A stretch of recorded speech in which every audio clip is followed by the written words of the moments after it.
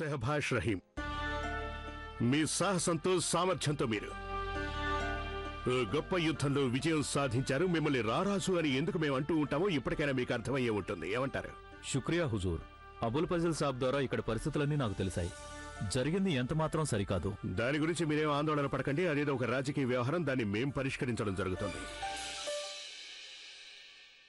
ఫజల్ సాబ్, Iran రాజుగారి దూతలు ఇప్పుడు ఏం చేస్తున్నారు? వాళ్ళంతా ఇరాన్కి బయలుదేరిపోయారు హుజూర్. వాళ్ళు మీరు తీసుకున్న నిర్ణయానికి ఎంతో సంతోషించారు. మీరు ఇరాన్ రాజుని ఎప్పటికీ వ్యతిరేకించారని వాళ్ళ పరిపూర్ణ నమ్మకం హుజూర్.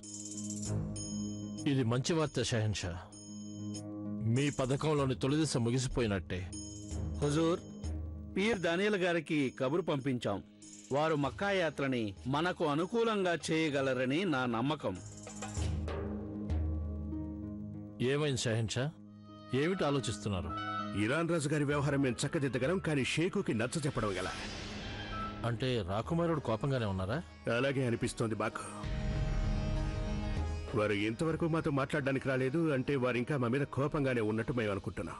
దీన్ని బట్టి చూస్తే జోధా బేగం సరిగ్గానే చెప్పారు. ఒకసారి మేము షేకుతో మాట్లాడుంటే మంచిది అని. పరిస్థితులు ఇప్పుడు కూడా సరిదిద్దుకోవచ్చు షహన్షా. మీరు గనక రాకుమారుడికి వివరించే ప్రయత్నం చేస్తే వారు మీ నిస్సహాయతను అర్థం చేసుకోగలరు. వారి హక్కు లేకుండా చేయటం లేదని మీరు వారికి వివరించండి.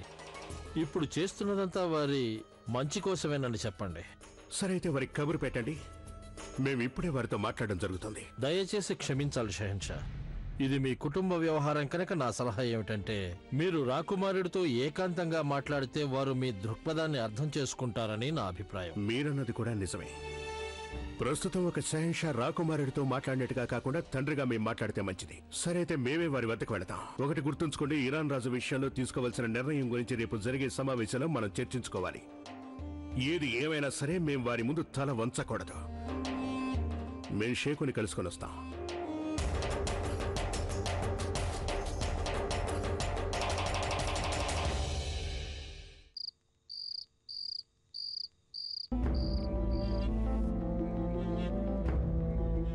అందువల్ల ఇక్కడున్న పెద్దలు, సభికులు అందరి సమక్షంలో కాబోయే షహన్షాగా రాకుమారుడిగా మురాదుని మేం ప్రకటిస్తున్నాం.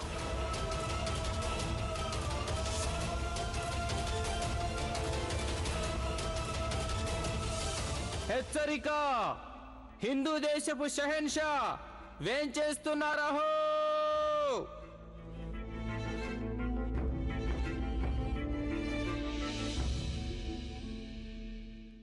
సలాం షహన్షా.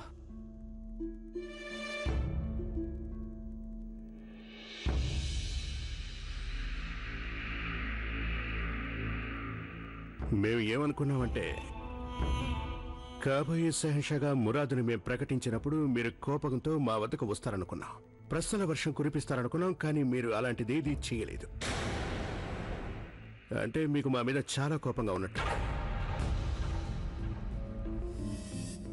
షేకు, మీరు అనుకుంటున్నది పూర్తిగా పొరపాటని మేము మీకు చెప్పడానికే ఇక్కడికి రావడం జరిగింది. చూడండి రాకుమారా, మీరే కాబోయే షహన్షా. ఏదో మేము తాత్కాలికంగా మురాదుని షహన్షా చేయడం జరిగింది అంతే. మీరు చెప్పింది మేము నమ్ముతామనుకుంటున్నారా? తప్పకుండా నమ్మొచ్చు మీరు. మరైతే అది ఎందుకు దాచారు? ముందే ఎందుకు చెప్పలేదు? దర్బార్లో అందరి ముందు మమ్మల్ని ఎందుకు అవమానించారు? చూడు షేకు, రాజకీయాలంటే ఒక్కోసారి అలా నటించవలసి వస్తూ ఉంటుంది. ఇరాన్ రాజు దూతల్ని మభ్యపెట్టడానికి మేము ఆ నిర్ణయం తీసుకున్నాం. అయినా మీరు గనక కావాలి అనుకుంటే మేము ఇప్పుడే తక్షణమే మీకు లిఖితపూర్వకంగా రాసివ్వడానికి సిద్ధంగా ఉన్నాం. మేము చాలా బాగుంది షహన్షా, చాలా బాగుంది.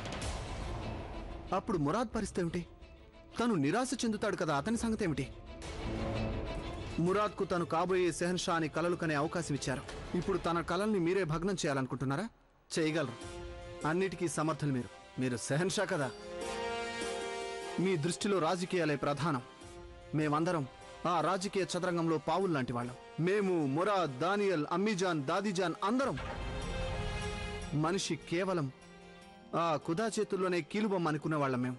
కానీ ఇక్కడ మాత్రం మేము షహన్షా చేతిలో కీలుబొమ్మలం. పైగా మీరేమో షహన్షా కదా. మిమ్మల్ని ఎవరైనా ప్రశ్నించగలరా? షేకు, మా మాట అర్థం చేసుకోవాలని లేదు మాకు. మీరు మమ్మల్ని షహన్షా కానివ్వకుండా రుజువు చేసింది ఏమిటంటే మీతో రాజమాత పెళ్లి చెల్లుబాటు కాదని, మేం మీకు అక్రమ సంతానమని. షేకు!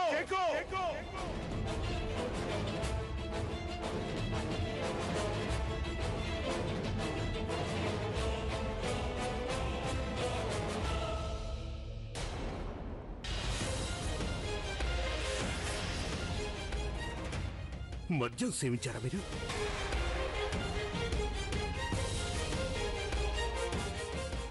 మద్యపానానికి మీ వ్యతిరేకులం కాదు. మద్యం సేవించడం రాకుమారులకి, శహన్షాలకి సరదాయి. కానీ మద్యం సేవించి ఒళ్ళు మరిచిపోయి మంచి చెడ్డల తేడా గుర్తించలేకపోవడం జరిగితే దాన్ని మేము ఎంత మాత్రం సహించలేం. మీరు పదే పదే అదే పని చేస్తున్నారు షేకు. మీరు మాకు మీ అమ్మీజాన్కి గల సంబంధాన్ని అపవిత్రం చేయాలని చూస్తున్నారు. అయితే చెప్తున్నా వినండి. మీరు మాకు మీ అమ్మీజాన్తో గల సంబంధం పూర్తిగా చెల్లుతుంది. అలాగే మీరు మాకు తొలి సంతానం. ఆ గద్దె మీ నుంచి ఎవరూ లాక్కోలేరు షేకు.